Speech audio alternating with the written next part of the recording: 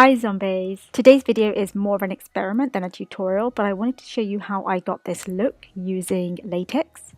It's actually my first time using latex, so I am far from experienced with this stuff, but I did do all the precautions, so be sure to check out other people's videos on how to use latex if you're a beginner as well.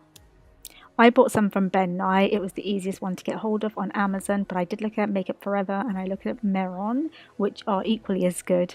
So when looking at ideas for this year's Halloween, I wanted to do an Indian bride and I wanted to do a zombie with a stitched up mouth, so I just combined those two together.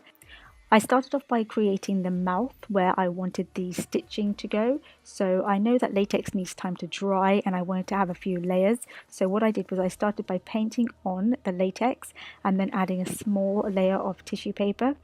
In order to get the depth and the texture that I wanted from the mouth, I had to do the same process and create a few layers. So what I was doing was lay down the latex and then applying the tissue and then applying more latex and more tissue, and I think I did about 3 or 4 layers.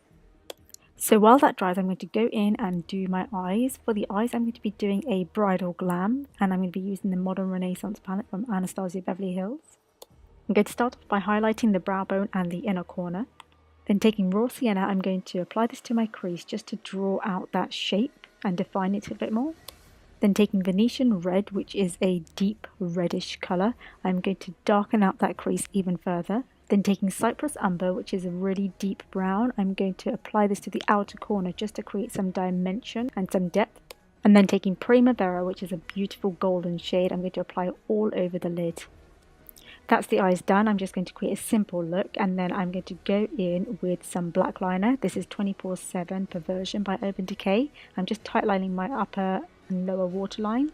And then with NYX Epic Ink Liner, I'm going to draw a line on the upper lash line and then just create a small wing at the end. Taking the Makeup Forever HD Stick Foundation in the colour Y405, I'm just going to apply some foundation to my face. I'm using the Sigma round kabuki brush to buff this out. You can use any foundation, any brush. This is just something that was on hand. Then taking the Tarte Shape Tape Concealer in the shade Medium, I'm going to apply this to the high points of my face and on areas that I need concealing and correction. To buff out the concealer, I'm using a brush from Real Techniques. It's like a small round kabuki brush. It's so good for buffing out concealer. Moving on to blush, I am going to use Copper Tone from MAC as it's a neutrally browny peachy kind of tone, so it's not going to overpower the look. And then taking the Kat Von D Shade and Light palette just to bronze up the outer perimeters of the face and add some shape back into my face. I applied some Huda Beauty Samanthas to my eyes and then went in with Red Ochre and Cypress Umber just to deepen out that lower lash line. Then going in with Rodeo Drive from Ofra Cosmetics, I'm going to highlight the high points of my cheekbones. I'm just going to quickly do an updo before I go in and complete the mouth area. And what I'm trying to achieve here is I just want to cut it open a tiny bit and then create some texture on the inside of the mouth, just so it looks like it's being cut open. Just make sure you're being really careful when you're doing this bit because you don't want to obviously cut yourself. What you can do is raise the latex slightly as you're cutting it.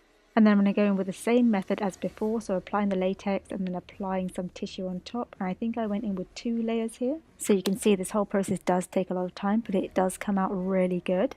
Then taking the Stila liquid lipstick in Fiery, I'm just going to apply this to the open areas of the mouth, so where my lips are and just where the slight cuts are on the sides as well, just to give it that dimension and the deep red colour, kind of like blood.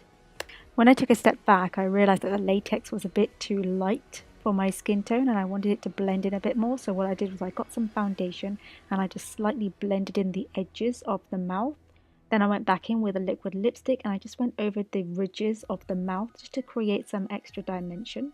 Then taking this 3D blood kind of gel from Meron, I'm just going to apply this. Can you see how bloody that looks? So I'm going to apply this to the inner portion of where the ridges open up just to create that extra bloodiness around those areas. Can you see it starting to actually look a bit more realistic now? I wanted to have the effect of fresh blood like dripping out of the mouth. Yeah, I know. Great, isn't it? So I just squeezed the bottle straight onto the mouth. You need to be careful because with this Meron bottle, you need to heat up the liquid for it to come out. So you need to make sure it's not too hot. Once I had finished dripping it all over my mouth, I got a brush and I tried to blend it out a bit so it just looked like it was not too fresh, but fresh enough.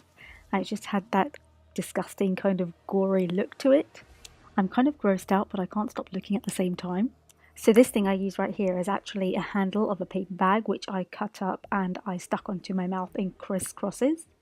I wasn't sure how this was going to work, but it actually turned out really good because this piece was firm, but it wasn't too stiff. I could still bend it and make something out of it. So I ended up doing 2 crisscrosses and then just 2 short pieces on the side of my mouth. Then going in with some black eyeshadow, some red eyeshadow and some of that liquid lipstick from Stila just to create some depth and dimension to make it look like it was freshly pierced into the mouth. So from here onwards you can continue to build up as much as you like, and that is as far as I went. I hope you enjoyed watching this. I know it wasn't a tutorial, but I hope you learned something. It's not something that I normally do, but I had so much fun creating it and getting out of my comfort zone. If you like this, then please don't forget to give it a thumbs up. Please check out my other Halloween videos. Please subscribe, and I will see you again in my next video. Bye!